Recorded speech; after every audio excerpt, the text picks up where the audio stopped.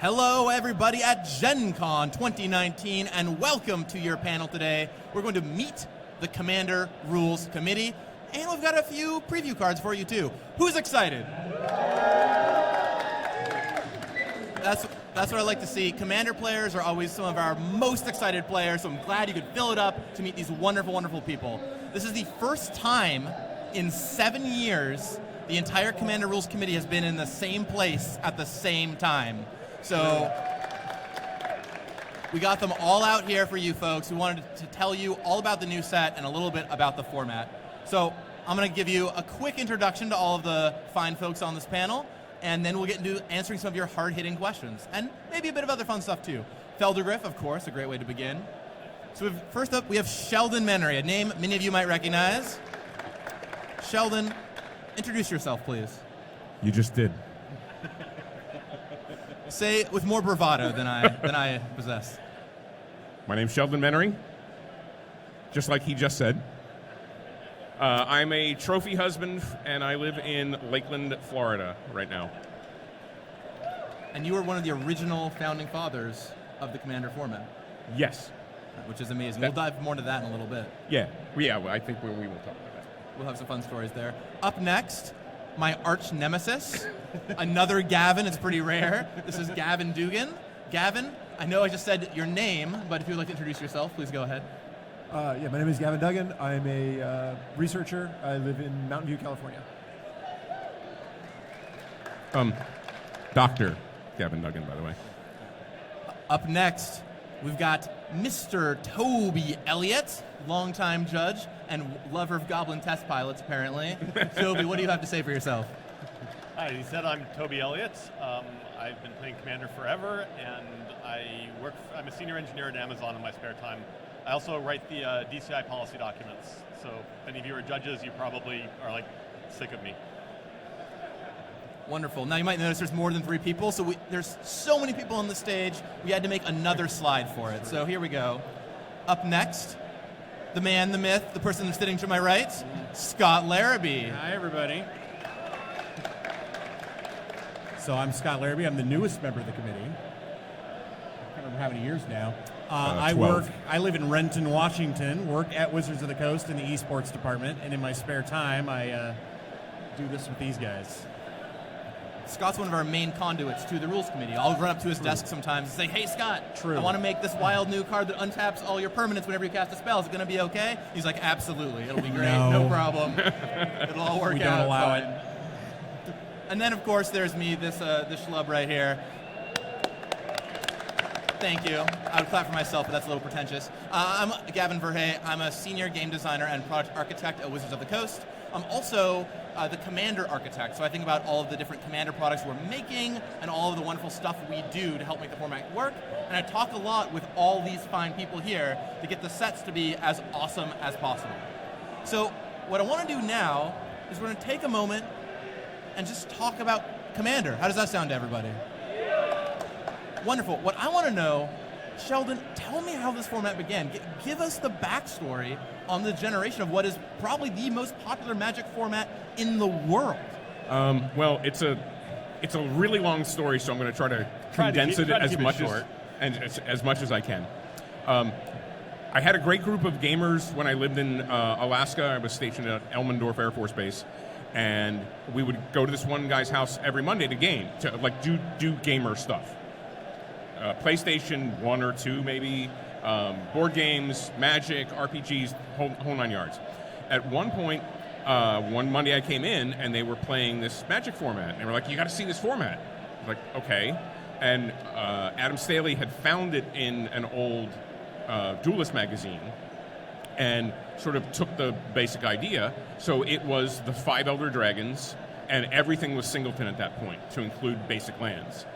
And it was like, oh, okay, this looks kind of okay, but, I want to play some Hot Shots golf, so, so the second time that I came and they were playing again, I really started watching, and I watched them play. I was like, okay, this has some merit. I want to think about it. I want to really think about what the things that aren't happening right now are. Because the rule at that point was 21 commander damage, because that's 3 hits from an Elder Dragon, and 200 life divided by the number of players in the game for your starting life total. So when I left and went to Langley Air Force Base in Virginia, I took the format with me. And I had a really good casual gaming group, and some of them that met me here today, this weekend, as a matter of fact. And I asked, hey, there's this format, you want to give it a try? They're like, sure. And after about a month, it was all they wanted to play. It's like, let's play the dragon thing again. And by this time, we had changed it to the basic lands weren't singleton anymore, because back then, I mean, in 2003, you really had to struggle to get basic lands. So it became so popular in my local group that I wrote an article on it, about it on Star City, and then took it to my friends at the Pro Tour, to the judge community, and taking it to the judge community was dumping gasoline on a fire. Right, and it just exploded after that. And one of the first Pro Tours I ever had judged, the day finished, and we sat down, we were moving tables to be able to play together. And Scott came over and he's like, oh, day's done, let's go get something to eat. I'm like, well, we're just about to start a game of EDH. He's like, well, what's that? So I gave him my Lord of Tressorhorn deck, and he sat with us, and that's where the infection at Wizards of the Coast began. True. And I think Forsyth was probably the second to pick it up. Just about. Yep. So then this story wraps back around to sometime earlier, middle 2006. Gavin suggests that we formalize the whole thing. So why don't you pick it up from there? I mean, so yeah, we've been playing at Pro Tours. I was having a lot of people, I'd written about it on an old blog, I think, and people were emailing me, asking questions, and we were like, all right, let's try and push this out there.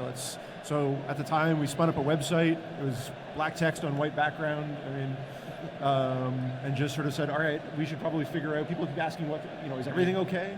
Like, no, not everything's okay. Right.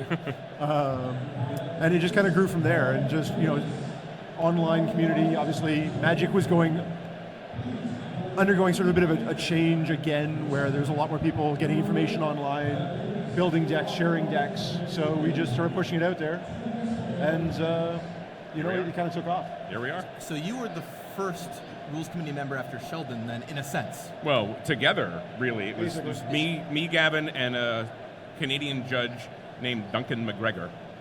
Wow. So you were the first 3, and then who joined next? That would have been Toby, probably, right? Toby and Kevin, I believe, at the same time. Or at this table, at least, it was Toby. No, Alex. No, Alex came later. Was he? Yeah, no, it was... So, history, am I right? Yeah, we had Duncan McGregor, and then Kevin Desprez, who's, as right. you said, one of the finest minds in Magic. We're like, this is someone we need. Yeah, absolutely. And then, Toby, basically. And then Toby, then Scott. Yeah. Then Devin.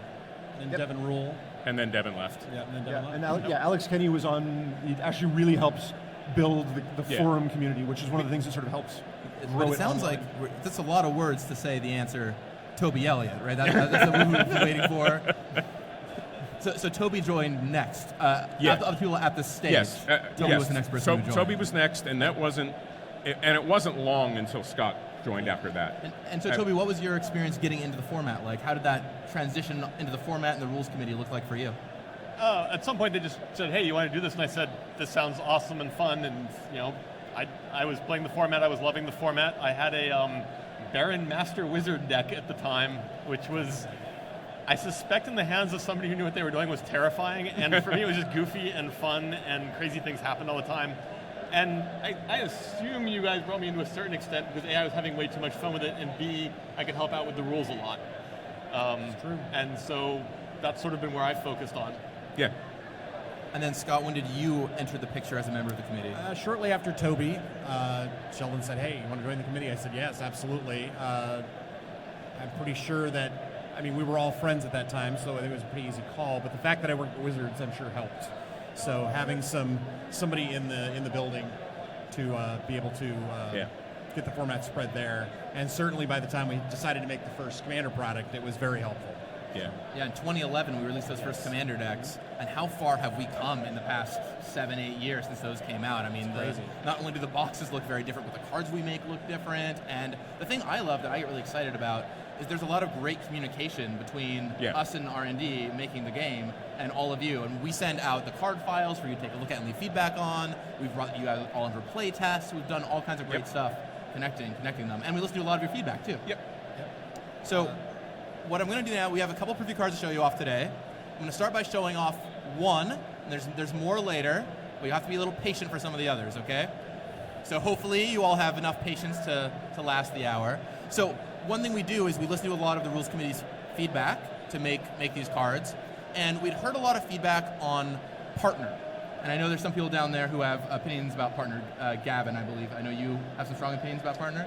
I mean, I in general like partner. I think it's a very creative solution to the 4-color commanders, which, like, now we have a number of 4-color commanders, but for a long time that was top of the list of the things that people wanted. Was we need 4-color commanders.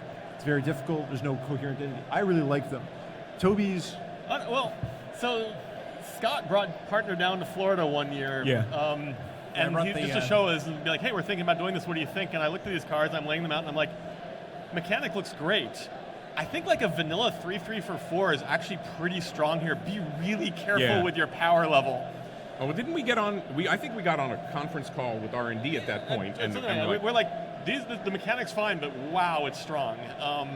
Mechanic's awesome. Yeah, but it's been real strong. I think you have to be really careful with it because sometimes it can get out of hand. Yeah, and so we wanted to make a card. You know, we're always looking to help answer things in the Commander format, and the Commander product is the right place to do that, because we can call out commanders specifically. We can call out the command zone, things like that. And we wanted to make a card that would be good against partners, but also not crippling. Just like something that's a nice little nod, a little better against partners. So here's an uncommon from Commander 2019. You'll find this in 2 of the decks, and it is Leadership Vacuum. Check it out. It returns each commander target player controls to their command zone. So if they've cast both of their commanders, because they're playing partner, you send them both right back. You have to play the command tax on them both again to get them on the battlefield. Still a totally fine card to use against people just who are hanging out on their normal commander, but really, really good against partners. Yeah, well, I mean, the fact that it sends them to the command zone means that they're going to have to pay the commander tax again. Right. As opposed to going back to their hand. Yeah, absolutely. And, I mean, the thing that I saw was the cantrip. Right, how do you get something like this to be played in Commander? Do you want to go down a card just to do this thing to an opponent? Well, when it's an instant that draws you a card, the barrier becomes a lot lower to slide into your decks. One thing I really like about this card, it's because of the way it's worded, it also hits the Planeswalker commanders. So it's sort of, Planeswalker commanders are sort of another type of difficult to deal with commander. So this kind of can pick them up and put them back. Which is just sort of a nice peek. I think in general this is a nice card. In general, the partner commanders are very popular, especially certain pairings with people who like to sort of push the power level in Commander, which is great. So this card is going to be more powerful against that kind of player where you want that kind of tempo play. Absolutely. Okay, so that's one preview card down. We've got a few more, but for a moment I want to transition to talk about something else. So recently you guys formed the CAG. This is the Commander Advisory Group. This is a kind of new group that works along with you. Sheldon, can you talk about the process of creating the CAG and the goals for the CAG and kind of what they've been doing working with you? Yeah, I mean, it was sort of an idea that we came up with, the 3 of us together when Toby and Scott were down visiting me. And the Commander player base is immense now. And the ability for 4 of us to reach out into that player base diminishes the more the players are. So we considered the idea of how do we increase our outreach? And one of the ways to do that is to find people who also have really good outreach, who think about the format, who are fans of the format, who are content creators of the format. So the CAG certainly, especially the first round, came from people that had all those attributes, so we could get more message to you, because not everybody reads my Star City articles, or not everybody watches certain YouTube videos or whatever. So by engaging more content creators, I think we can talk to you more And then they're also experts in the format as well, so they can talk back to us. So, the advisory... And they do. It was funny. The first meeting we had was, and this is via Discord, because getting 10 people in the same place is obviously kind of hard. I was like, okay, there's going to be some bumps in the first hour or so as we talk about sort of philosophical things, and nothing. Like everything was 10-0. The 6 of them, the 4 of us, it was 10-0. Right, everybody was getting along and would say something, and somebody, oh yeah, I agree with that. I'm like, why did we do this? And then we started talking about cards. And there are some differing opinions, and that's exactly why the CAG is formed the way it is. Diversity is a really important thing here. Diversity of people and diversity of voices, diversity of styles, from the super spiky Rachel to the king of all the casual Shivam. We run the gamut of player mentalities, and I think they can give us more diverse feedback. So it's time to put on the boxing gloves a little bit here, because I've asked you some nice little softball questions, talked a little bit about, how this format get started, isn't it so cute, here's a fun little card we made, but now it's time for the hard-hitting stuff. So really, what's the deal? Iona? Are people miserable we banned Iona? So recently you all banned Paradox Engine and Iona. Talk a little bit about how that decision was made, and with the CAG, I know there's a lot of discussion back and forth. How'd that all go down? Because Iona's been legal for a long time.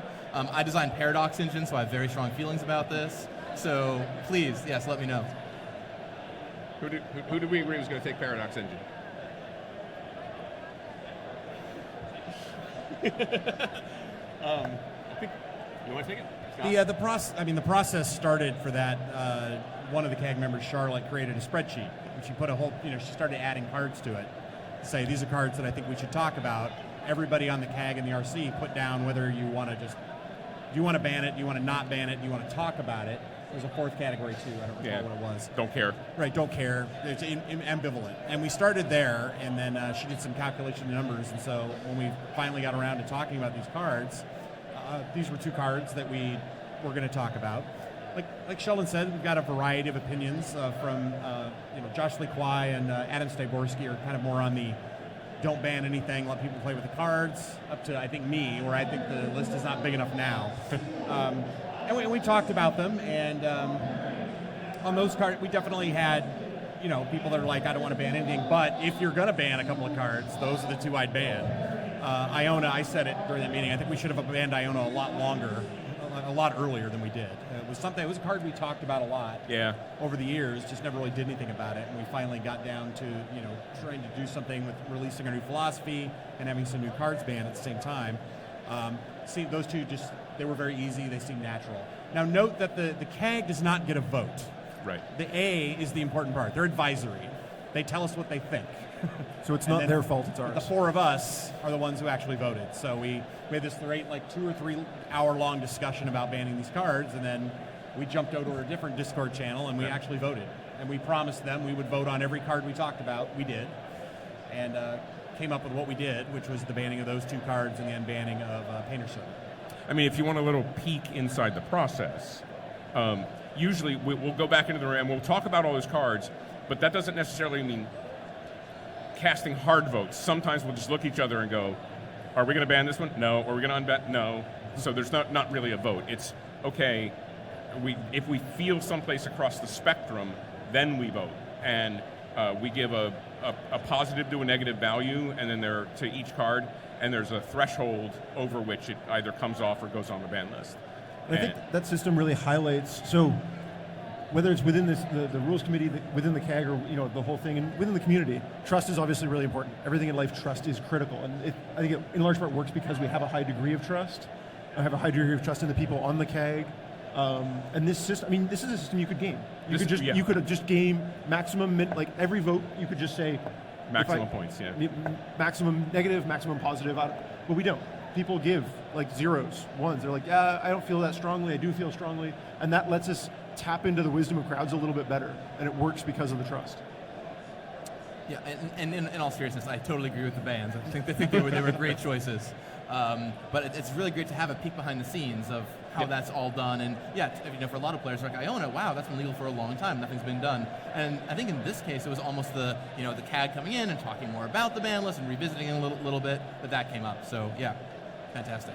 Okay, let's hit another hardball here. Planeswalkers as commanders. Mm-hmm. This is a real popular discussion topic around the community. Now, I know from a game design perspective, we have the ability to just write the text on some planeswalkers, this card can be your commander. We're not going to do that on every card. I know a lot of players like having planeswalkers as commanders. Toby, talk a little bit about the reasons why the Commander Rules Committee does not want to allow for planeswalkers as commanders. Sure. So, I mean, the first thing is that if it was possible, I think we would do it in a heartbeat. Like, from a lore perspective, from the experiential format we're trying to create, having you be able to, channel yourself through Chandra or Garruk or whatever, that's a huge slam dunk win. So, all other things being equal, the lore is a massive plus. The problem is, and I think somebody, I don't remember exactly who said it in one of our meetings, was that's the plus, and like literally everything else is the minus.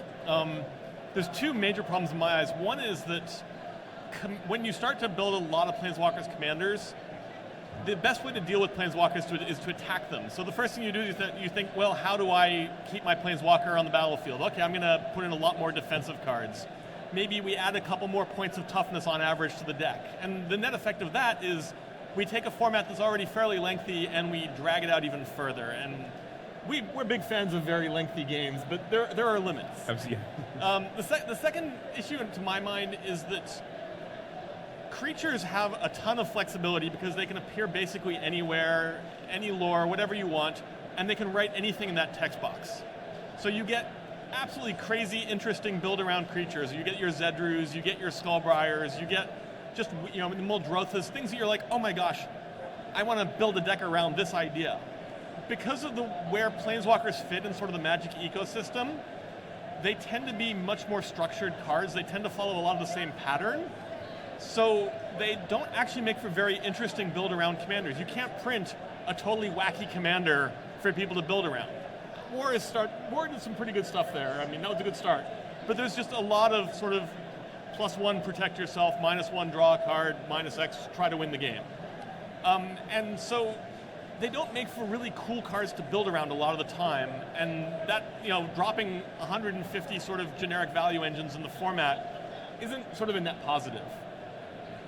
I'm curious. So, how many of you would like to see Planeswalkers as commanders? Wow.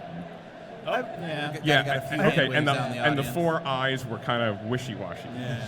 So I have a follow-up question to that. I don't want to use the audience too much as a poll, etc. But that said, how many people think that if you had a deck with a commander that was a Planeswalker, and you asked your play group, hey, is everybody cool with this? How many of you think that your play group would be like, no, you can't? Okay. Oh. If they enjoyed playing against it, like, do you think most of the groups would just be like, nope, it's just not, like, it's against the rules, not allowed? Yeah. Few people? There was a couple. I mean, in general, the great thing about Commander is it's a casual play experience. So if someone comes in with their silver border deck, if everyone's okay with it, great, sure. That's awesome. Oh, we want to borrow that one. I'm not going to hop out of your kitchen table and be like, no, you can't do this. Right. Get away. No, you're we don't want to go too course. far into the Rule Zero discussion, all the rest of it, but the fact is, in the end, commanders require the permission of the other players to play. It's not that you can't play them, it's that they require the other people to agree. And that's one of our fundamental tenets. Absolutely. Yeah, at my local game store, when we play every Tuesday night, every once in a while somebody come in and say, I have this card, it's not no banned cards, but I have a silver border card in my deck, is that okay? And I'm like, as long as it's not Cheaty Face. And then they're, all right, I'll take it out. Cheaty Face is put it fun. in after they take it out of their deck. Right, That's the they worst put it right part. back They in, slide it into play. Having worked on Commander 2018 with the Planeswalker face commanders, I can tell you that those games just took a lot longer to play and play test because there are all these commanders running around to soak up extra damage out of the game. And I was on that design team, and they were just hard to design too, because we wanted to make sure that they weren't too good. We didn't want, one of the things we constantly told them is, if you're going to do that, no emblems. Yeah. Right? Just don't have them have emblems. So coming up with and emblems are very common now. So coming up with those commanders that were build around, very build around planeswalkers as commanders, which is really tough to do. So. Well, yeah, and not to mention going ultimate with doubling season is a big one too, making sure it doesn't immediately allow you with doubling season to. Yes, our nemesis doubling season. Yes. Our nemesis and good friend. Yes, and good friend. So let's talk about another toughie, commander damage. This is a thing that's been talked about a lot. It's a kind of a unique rule. You have to track it over the course of the whole game, and yet it's stuck around. Yep. Sheldon, I know that was in the original thing. In fact, the reason why it's 21 is because of the Elder Dragons, right? Well, back in the beginning, it was 21 damage from a commander, or from we called them generals back then. But it was 21 of any kind of damage. It wasn't just combat damage. And then a couple Keverett broke that. Then Heartless Hidetsugu and Niv Mizzet came out, and it got pretty awkward pretty fast.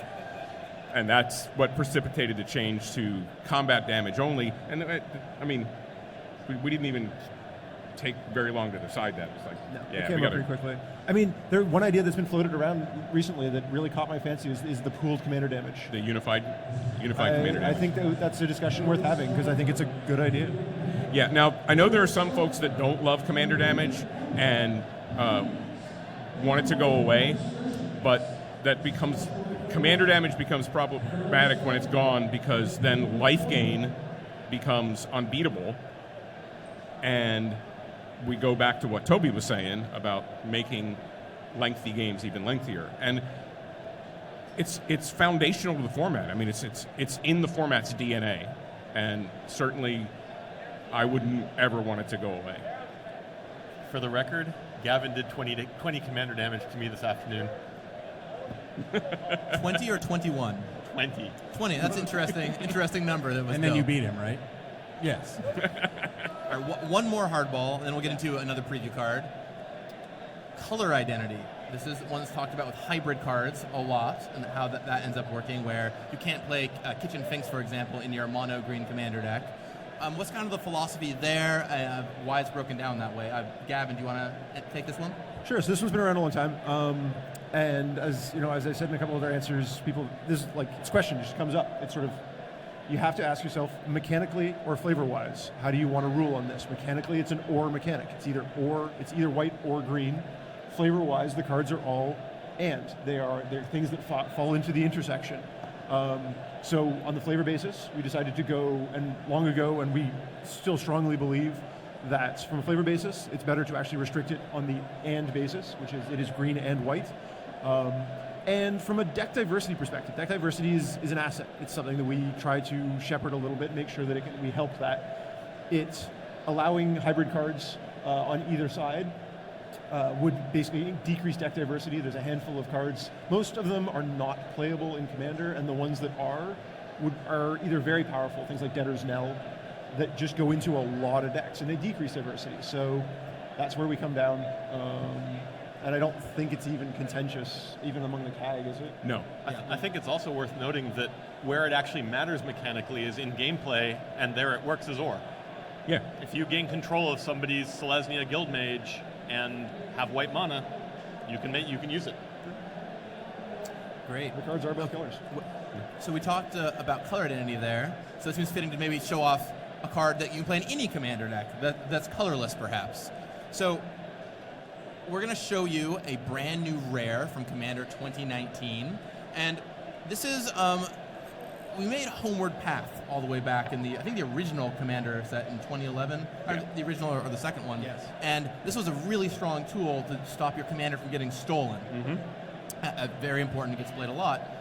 That card's great, but we thought we could also do something new and something that had a little more versatility. So here is a brand new card you'll find in Commander 2019. Check out Sanctum of Eternity. So this is a land that lets you return a target commander you own from the battlefield to your hand. So you can either, if they steal it, pick it right back up to keep it safe. If it's under pacifism or something like that, which is a very common thing that happens in Commander, you can return it right back up to your hand, or just use your enter the battlefield effects again.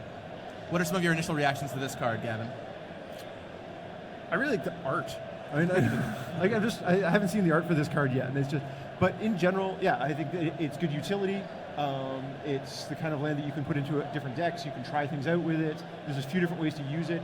It's a protective card that you can still use proactively. And those are nice because you want cards for Commander, which you can use as answers, but you can't depend on having all the answers at the time. So you need a certain critical mass of them, but a critical mass of only responsive answers means that your deck ends up very back foot, very reactive, very defensive. So this is a card where you can do interesting things with it, but you can also use it as a response. I think this card is the good half of Caracas. By protecting yourself. I mean, we had to ban Caracas pretty early. Yeah. Because people could just never get their commanders into play. And I think this is the good half, which is protecting your own commander. Yeah. Makes the commander even more integral to decks, which I think is a good thing. It's also great because it protects you on your turn. Yes. But for a gameplay perspective, it means you don't have to think about it at all times. It's not like, oh no, I'm never going to be able to cast a sweeper. Right. This is going to be a problem. What are some of the big sticking points in Commander that you're still trying to hope game design can help resolve? For example, White has trouble drawing cards. That's one that we know a lot about right now, and we're actively trying to help out with. If you saw Savine's Reclamation yesterday, that can get back lands to help ramp you in White a little bit. So what are some of for each of you, I'd love to hear, what's something that you'd love for us to keep working on, you hope we see in the future? Continuing to make better White and red cards. Claps from the audience there. For years, we always said, we were actively not banning red cards. We said when we finally ban a red card, we'll know that red's not the worst color in Commander anymore. Above and beyond that, some red-white commanders that are not just the usual red-white, put a lot of tokens out or smash. I'd like to see something built around that isn't combat related. I think would be very interesting. I have a deck that I've been playing for almost 12 years now. I play a Brian Stoutarm deck for years, and Brian Stoutarm I feel is that way. It's not your traditional Boros type deck. A little more combo-y, and so I really enjoy that. I'd like to see a few more of those. Yeah, Feather I think opened up. Feather's a great example. A good first step. Yeah. Sheldon, how about you? Yeah, Scott kind of jumped into mine, but I wasn't going to say White because I think White is already really good. But red. Red needs so much more help, and every time I do a set review and Red hasn't gotten any help, I'm like, oh, poor Red. It's getting there. The last couple of years, there have been some things that are just now Commander staples are Red. Yeah. Really helping it along. Like Scott said, we get to the point where we're comfortable banning Kiki Jiki, then we'll know that Red has finally arrived. We're not banning Kijiki. We're not banning Kijiki. Please don't take that out of context. Don't start a rumor, please. Hot take, maybe. Land destruction. I'm actually a big fan of mid-range land destruction. Cards which, not necessarily point destruction, which is usually inefficient, not worth it. Not destroying all lands kind of makes for boring games. But things which rein in land ramp. So ramp is always going to be one of the most powerful strategies in this game. If we're giving people more time means more lands, more time means more mana, but the ability to ramp out, there isn't really a lot in the way of good foils, cards that counter land ramp. So something that was like, every player goes down to 4 lands. There was a creature that did that once. More of those kind of cards, and then when we start playing, pushing that and being like, okay, these are things we want people to play. And by putting them into Commander products, it then gives people the sort of moral authority to say, no, keeping the ramp player in check is an important part of Commander. Yeah. That's a question that we've tried to answer for the entire time in the format. I mean, green is the best color in the format, sure. Right? There's not much. People say, oh, blue. It's green. It's green. But how do you want people to play spells, and people go, well, you Armageddon to take care of ramp. And the problem with that is they've ramped and they have more stuff on the battlefield than you do. So Armageddoning at that point is really terrible. Now, I have the answer. More acidic soil. More acidic soil? Acidic soil. Acidic soil, more mana flares. Anathemancer. Anathemancer. Yeah. There's that card from 2 Commander sets ago that deals damage equal to the number of lands players control, the one land cycling. That's a great one. How about you all the way down there, Toby? I actually have a different take. I like things better when there are holes and there are problems, because those are issues to solve. I prefer it when the colors lean into the things they're not good at and compensate for that. What I'd actually like to see more of is just the really crazy out there designs. The stuff where you pick up a card and you're like, this commander's insane, and I've just thought of 15 cards that haven't come out of my collection in 10 years that are really amazing with it. I'll give you one example. I built a Tassiger deck, and it's a graveyard-based deck, but the first card I put in was Pedantic Learning. Bet you nobody here knows what Pedantic Learning does. It's awesome. Basically, anytime you flip a land card from your library to your graveyard, pay 1 and draw a card. I was like, this totally makes that work. So those sort of cards where you do something so different that it forces you to look at really old cards that you haven't thought about in years is fantastic. One of the things I love about Commander is it gives a second life to all these cards you would just Absolutely. never touch otherwise. Like, there are cards that I haven't played in years and years, and I'm flipping through a binder, and I'm like, oh, that's perfect for this deck. Do you have any favorite unloved cards or things that people never seem to play that you always jam into your deck? I just built a Kaikar deck for this show. We actually agreed ahead of time that we would all build new decks using the M20 legendary creatures. So I grabbed Kaikar, and as I was flipping through, looking for stuff to put into it, I went, Sphinx Bone Wand. I love that card, and I just rarely have a chance to play it, and it's perfect in this deck. Absolutely perfect. One of my favorite hidden gems is called Keep Watch. It's from Judgment. It's a blue and 2 instant. You draw a card equal to the number of attacking creatures. And the number of times that I've played that, and people have had to read it, and then... You get a point. Every time your opponent has to read your card, you get a point. Then you win. You win. And then, of course, kill them with all the cards that I just drew, because you draw from Keep Watch into one of my other favorites. What's the one that prevents the damage? Well, you can just draw into a fog. Equal Treatment. Equal Treatment is another one from about the same time, from Torment or something, and it's a white and 1, and if a source would deal damage, more than 2 damage, it deals 2 damage instead. Oh, and it draws a card, and it costs a white and 1. White can draw cards. White can draw cards, occasionally. There's an old card I really like because it's a triple threat. It has the flavor, it has the power, and it has the obscurity, called Mercadia's Downfall. It's a red enchantment where attacking creatures get +X+O, where X is the number of non-basic lands the defending player controls.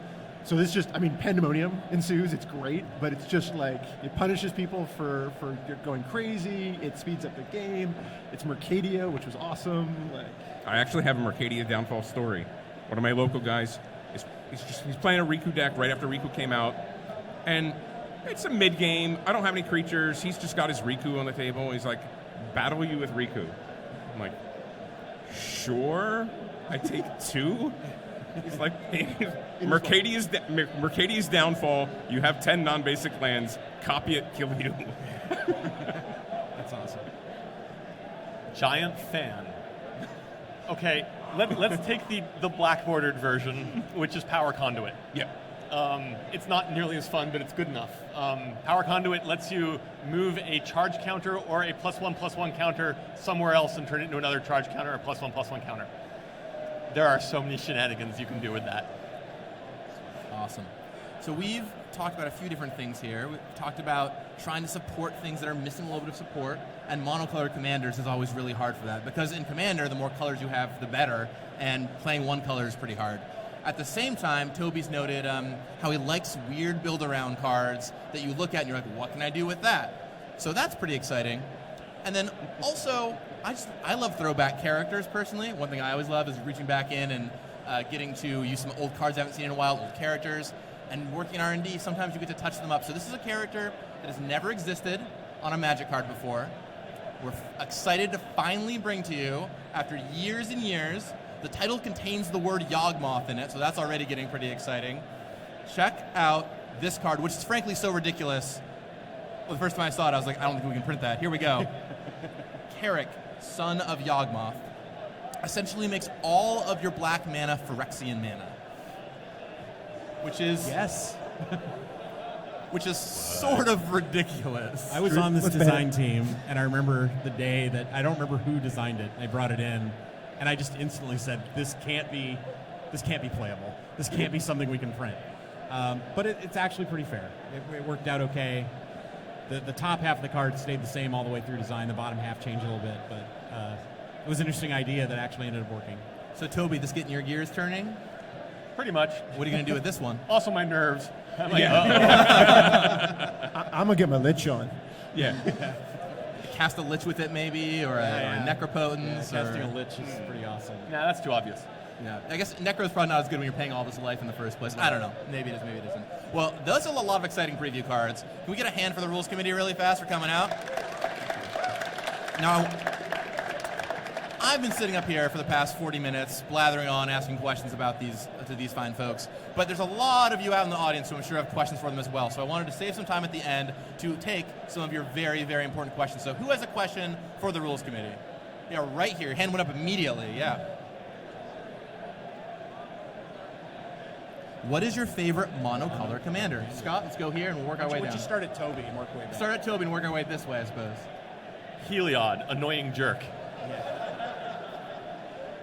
Sakashima, my deck sucks. I'll play yours. Thassa, God of the Sea, because merfolk. That's a good one.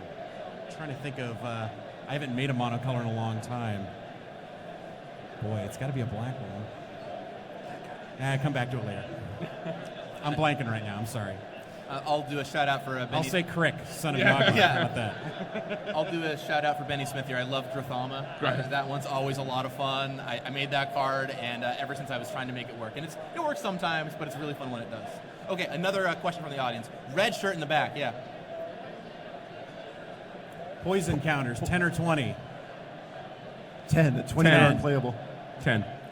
You are asking people who make the rules, so if they wanted to be 20, they'd probably make it 20. To give you the reason, basically, we honestly, aggro is already underrepresented in Commander. It's hard to play aggro. So we want more aggro strategies, not less. If we made it 20 or even 15, frankly, you literally can't win with poison anymore. It's just it's already pretty hard at 10, frankly. I have a Skitherix that I use a lot. I've worked with it, but in general, I really like things like Triumph of the Hordes and the exoskeleton that gives infect that you graft on. Tainted Strike, baby. Tainted Strike. Tainted Strike. I love Tainted Strike. These are good Phase 3, Phase 4, late game-winning cards that allow, they're closers for aggressive creature-based attacking decks. That's good. Poison decks tend to be pretty good at taking out one player and terrible at actually winning the game. All right, who else has a question out there? Yeah, right here in the front.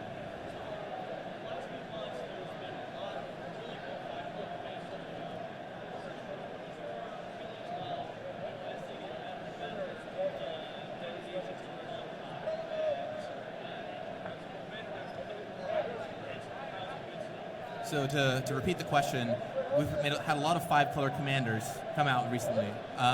We've had Golos, for example, recently in the core set, and then even as far back as Battlebond in recent memory, we've had Najila. What makes the format not just devolve into those kind of 5-color good stuff decks, and how do you feel about all these 5-color commanders? I think what makes the format not devolve is the creativity of the people that are playing in it. People want to build interesting decks. Sure, there are people that go, oh, okay, this is the most efficient build that I can get out of this card. I'm going to do ridiculous things with Yarok or whatever. But I think what keeps it from continuing to devolve is people go, well, I did that and it worked, but it's so boring, yeah. so I'm gonna do something else. And I think the majority of the people that love the format are ones that want to explore. And I think exploration is what keeps them from devolving. And again, we have to trust R&D. This is something we put a lot of trust in them is to help us protect that diversity, and they've done a great job. And that's part of why we talk with you all, too, so much, to try and make sure we get those designs just right. Absolutely. Great question. I've got a few things to give away. So here's a Legends booster. If you open a moat, though, I got to get it back, okay? So it's very important. Gavin needs a moat for a deck. Yeah, don't crack. Need a moat. Don't crack. There you go. Good question. Thank you. Yeah, great question. And something for me to think about, going back to R&D. Who else has a question out there? Now that I've handed out... Oh, now there are prizes. There's a lot more hands shooting up. Giving away Funny the how goodies. that works. Yeah, Humans money. respond to incentives. Yeah. Blue shirt right here.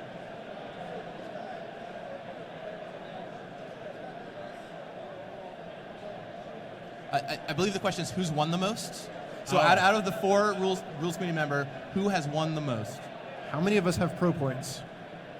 I would say Sheldon. It's probably Sheldon. Probably I'm too busy Sheldon. doing silly stuff. They feel sorry for me a lot. And we let him win. Yeah. So we were all at dinner last night, We were.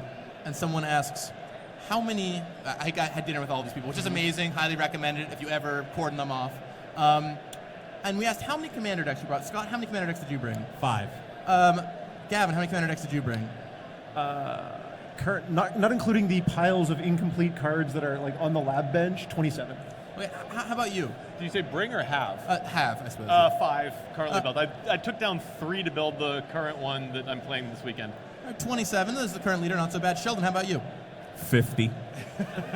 And how many of them are all foil? 49. That's my fault. So yeah, Sheldon gets a set of the foil set of each set as my birthday present to him every year. So I have a question for the audience. Who takes apart commander decks? Right. Really? Huh. Okay. I can't keep up beyond 5. I Every run time out a of set deck comes out, I boxes. have to update them, and I don't have time. So five's just where I sit. They rotate in and out. Once a year, I'll say these 2 are out, these 2 new ones are in. So. We got time for a few more questions. Who out there? Oh wow, so many. Purple shirt. Right. So the question is, looking forward to retirement. When you retire from the RC, what's the plan? I believe it is the responsibility of good leaders to replace themselves, to groom replacements for themselves. And I mean, it's an obvious nod that none of us are getting any younger, that most of the folks on the CAG are a decade or more younger than we are, except Ron. Except for Ron. Except for Ron. Yeah. So it makes sense for us to cultivate and groom the people who are going to replace us. I mean, hopefully we're still around a good long time, decades even. I don't think it. Like I don't plan on going anywhere. So. Neither do I. That said, I don't think that even the RC is baked into its current configuration. Like, there's a reasonable chance that it will change. Maybe we can find someone new that really is just standing out, and we're like, you know what? Like, this is someone that I like spending time with. I like talking to. When they disagree with me, it feels good. Like, that's the kind of person we bring in and just be like, hey, let's extend an invitation. Let's talk about it. We have agreed, I believe, that any additions to the RC will always be unanimous. Yeah. Nobody gets added to the RC unless literally everyone on the RC feels that they would be a worthwhile long-term addition. But yeah, first thing you do is when you become a leader. Sheldon taught me this as a judge. First thing you do, get help. Second thing you do, make sure that there's someone to take the mantle when you're ready to be done. Plus, we're harvesting their organs. All right, we've got time for 2 more questions. All right, let's say blue shirt all the way in the back. Unbanned? The question is, are there any cards that any of you personally want to see unbanned? So if you could just have willy-nilly, don't worry about the other checks and balances. So I'll say that my good friends, my very close friends on the committee here, will accuse me of wanting Recurring Nightmare unbanned, and it's just not true. What I say is, if you guys decide to unban it, I will be happy to abuse it every day that I possibly can. Recurring Nightmare. Panoptic Mirror. I love Panoptic Mirror. I think it's great. I think it's a card that is either flat broken, and you know you're breaking it, in which case GTFO, or you just do interesting things with it. Which one did you just say? Panoptic Mirror. Yeah, I'm along the same lines of Ryo. It's you're either playing it to win the game, or it's never going to appear anywhere. Right. All right, let's take another question. Let's say, you right here.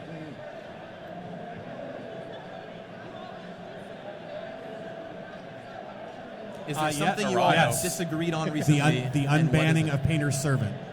I do not agree that we should have unbanned it. Yeah, so talk about how did that. I've talked about the bannings, but not the unbannings. Talk about how that came about. That was one of the cards that was lit up in red on Charlotte's spreadsheet. Yep. There are so many fun things you can do with it. Yeah. There are going to be awful things that people do with it sometimes, but we think there are more really cool things that people can do with it. I just think as more and more Magic sets come out, more and more cards will combo with it, and it will become a problem. So, I mean, We get along. We don't agree on it. Believe me, we don't agree on everything. I think the ban list should be about twice as big as it is now. Some of my friends here disagree with me. The CAG definitely disagrees with me. But I feel like a Painter Service is a card that I think will get worse over time. This has nothing to do with inside knowledge and the fact that I work at Wizards. I've just been in Magic since 1994, and I know that eventually they will print another card that will combo with it, and it'll be bad. But it turns out we keep making Magic cards. we do. We just keep making Turns new out. ones. And So. sometimes they fit well together. Thank you for the question. Here's a Legends booster pack for Yes. you. Similarly, though, if you open up a moat, I'm taking it back, okay? All right, well, that about wraps up the panel. One thing, This room is open until 7:30. we'll take all the questions you've got. We'll be happy to sit with you. It's turning off until 7. Sorry. Thank you. We'll be happy to answer more questions. I think Gavin's itching to get out and play a game. Yeah, I'm going to be So here if basically on the tables for most of the rest of the con. So yeah, if you want to continue find to me talk, face. we'll come down and just talk. We've been generally hanging out on the tables that are not numbered along the aisle back here. So if you guys are walking by and we're available, be happy to play a game with you or talk more. And of course, if you're watching on the internet as well, you can find all these fine folks online. They're all on Twitter and various locations. And feel free to tweet at them, ask them your questions, and they are more than happy to answer you. Absolutely. Thanks for coming, everybody. If we can just close on this note, so we've sort of heard a little bit of feedback in the past month that we're hard to reach, or that people aren't sure what we're thinking, all the rest of it. This is something that we're making a concerted effort, the CAG, but also ourselves, to try and be more available to talk, all the rest of it. So message us. I can't say that we'll write long essay responses, especially if they're answers we can point to a link and be like, we've answered this before. But we really do want to be approachable. So reach out, email, Twitter, whatever it is. Yep. Get in touch. We really don't want to be separated from the player base. Excellent. Well, thank you. Can we get one more round of applause for the Rules Committee? Amazing having you all here. I feel honored to be on the stage with all 4 of you. So thank you so much.